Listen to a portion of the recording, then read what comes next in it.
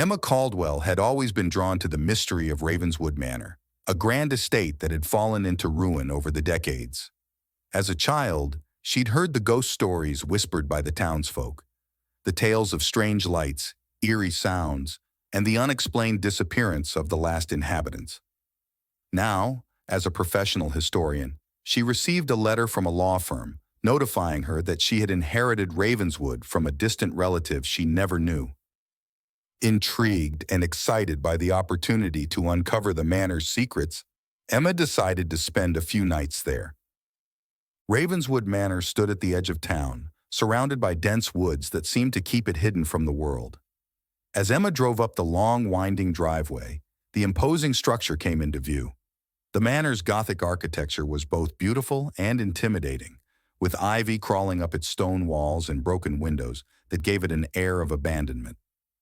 As she stepped out of her car, a chill ran down her spine, not just from the cool autumn air, but from the weight of history that seemed to hang around the manor. Emma took a deep breath, steeled herself, and walked towards the heavy oak doors, keys in hand. Inside, Ravenswood was a time capsule. Dust-covered furniture, cobwebbed chandeliers, and faded portraits lined the halls. Emma's footsteps echoed through the empty rooms as she began her exploration. She made her way to the library, hoping to find records or diaries that might shed light on the manor's history. The library was vast, filled with shelves of old books and papers. She spent hours sifting through them, finding old letters and documents that painted a picture of the family that once lived there. The Ravenswoods were a prominent family in the early 1900s, known for their wealth and influence. But their legacy was marred by tragedy. Emma found a series of letters written by Isabella Ravenswood, the last matriarch of the family. The letters spoke of strange occurrences, unexplained noises, objects moving on their own, and a sense of being watched. Isabella's writings grew increasingly frantic, culminating in a final letter that hinted at an unspeakable terror that drove the family to flee the manor. As Emma read, she felt a growing sense of unease, as if the manor itself was alive and aware of her presence. As night fell, the manor took on a more sinister atmosphere. The wind howled through the broken windows, and the creaking of the old house seemed almost deliberate. Emma set up a small camp in the library with her sleeping bag and supplies. She lit a fire in the old fireplace, hoping to keep the darkness at bay. Despite her determination, the eerie silence of the manor pressed down on her, making her feel isolated and vulnerable. Around midnight, Emma was jolted awake by a loud bang from somewhere deep within the house. She grabbed her flashlight and cautiously ventured out of the library to investigate. The corridors were dark and cold, the air thick with the scent of decay. She followed the sound to a locked door at the end of a long hallway. Using one of the old keys she had found earlier, she unlocked the door and stepped inside. The room was empty except for a large antique mirror covered with a dusty sheet. As she pulled the sheet away, she caught a glimpse of a shadowy figure behind her in the reflection. She spun around, but there was no one there. Her heart raced, and she quickly returned to the library, questioning whether staying at Ravenswood was a wise decision. The next morning, determined to uncover more about the manor's past, Emma decided to examine the portraits that lined the main hallway. Each painting depicted a member of the Ravenswood family, their stern faces staring out as if guarding their secrets. One portrait in particular caught her eye, a young woman with hauntingly sad eyes. The plaque beneath it read, Isabella Ravenswood. As Emma examined the portrait closely, she noticed that the frame was slightly loose. Curiosity piqued, she carefully removed the painting from the wall and found a small, hidden compartment behind it. Inside was a worn, leather-bound diary. Excited by the discovery, Emma sat down to read Isabella's personal account of the final days at Ravenswood. The diary entries detailed the family's growing fear of an unseen presence in the house. Isabella wrote of hearing whispers at night, seeing ghostly figures, and feeling a cold, malevolent presence that seemed to watch her every move. Her final entries spoke of a desperate attempt to uncover the source of the haunting, leading her to a hidden room in the manor where a dark secret awaited. Guided by Isabella's diary, Emma set out to find the hidden room described in the final entries. According to the diary, The entrance was concealed behind a large bookcase in the study. Emma searched the study meticulously, eventually finding a lever disguised as a book.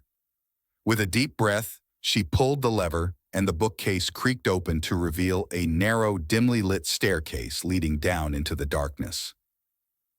The air grew colder as Emma descended the stairs, the walls closing in around her. At the bottom, she found herself in a small stone chamber. The room was filled with old, dusty relics and strange symbols etched into the walls. In the center of the room was a large, wooden chest. Emma approached it cautiously, her hands trembling as she lifted the lid.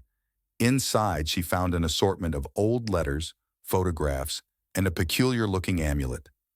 As she examined the items, she felt a sudden chill, and the sense of being watched returned with a vengeance.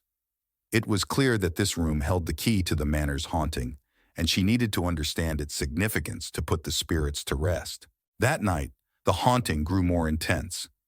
As Emma tried to sleep, she was disturbed by the sounds of footsteps echoing through the halls and whispers that seemed to come from nowhere. The temperature in the room dropped, and she saw her breath misting in the cold air. Shadows danced on the walls, forming shapes that moved with a life of their own. Desperate for answers, Emma decided to confront whatever spirits were haunting Ravenswood. She took the amulet from the hidden room and held it tightly, hoping it might offer some protection. She called out to the spirits, asking them to show themselves. To her shock, the shadows coalesced into a ghostly figure, a woman with sad, piercing eyes. It was Isabella Ravenswood. Isabella's apparition reached out to Emma, her voice a soft, mournful whisper. She spoke of the dark history of Ravenswood, revealing that the amulet was a key to unlocking the manor's darkest secret. Isabella had tried to destroy the amulet to break the curse, but she had failed. She pleaded with Emma to finish what she had started. Determined to end the haunting, Emma delved deeper into the history of Ravenswood. She discovered that the manor had been built on the site of an ancient burial ground, disturbed during the construction of the estate. The amulet she had found was part of a ritual to appease the spirits of those whose graves had been desecrated. However, the ritual had gone wrong, trapping the spirits in a state of unrest. Emma realized that the only way to break the curse was to complete the ritual correctly. She studied the ancient texts and symbols she had found in the hidden room, piecing together the steps needed to perform the ritual. It required not only the amulet, but also the blood of a living descendant of the Ravenswood family. Emma felt a chill run down her spine as she realized that she was the last living Ravenswood, and the task fell to her alone. With a sense of urgency, Emma began preparing for the ritual. She gathered the necessary items, a ceremonial dagger, candles, and the ancient texts detailing the ritual's steps. She set up the ritual space in the hidden chamber, placing the amulet in the center of a circle of candles. The weight of her responsibility pressed heavily on her, but she knew that she had to see it through. As night fell, the atmosphere in Ravenswood Manor grew thick with anticipation. The spirits seemed to sense what was coming, their whispers growing louder and more desperate. Emma lit the candles, their flickering flames casting eerie shadows on the walls. She took a deep breath and began chanting the incantations she had learned, her voice steady despite the fear gnawing at her insides. She pricked her finger with the ceremonial dagger, letting a few drops of her blood fall onto the amulet. The air crackled with energy, and a cold wind swept through the chamber, extinguishing the candles. As the final words of the incantation left her lips, the chamber was plunged into darkness. Emma felt a surge of power emanate from the amulet, and the ground beneath her seemed to tremble. The spirits trapped within Ravenswood Manor appeared before her, their ghostly forms swirling in the air. Isabella's spirit stepped forward, her eyes filled with gratitude and relief. She reached out to Emma, her touch cold but gentle. The spirits began to fade, their forms dissolving into the air as they found peace at last. The oppressive atmosphere that had hung over the manor lifted, replaced by a sense of calm and serenity. Emma felt a profound sense of accomplishment, knowing that she had finally set the restless spirits free. The manor, once a place of fear and sorrow, now felt like a sanctuary. With the haunting of Ravenswood Manor finally put to rest, Emma decided to restore the estate to its former glory. She spent months repairing the damage and bringing life back to the old manor. The townsfolk, who had once shunned the place, now looked upon it with curiosity and admiration. Emma opened Ravenswood to the public, sharing its history and the story of the haunting with visitors. The manor became a place of learning and reflection, a reminder of the importance of respecting the past and the spirits that linger in forgotten places. Emma's bravery and dedication were celebrated, and she became a local legend. As she stood on the balcony of Ravenswood, looking out over the restored grounds, she felt a deep sense of peace and fulfillment. The spirits of the past had found their rest, and she had found her purpose.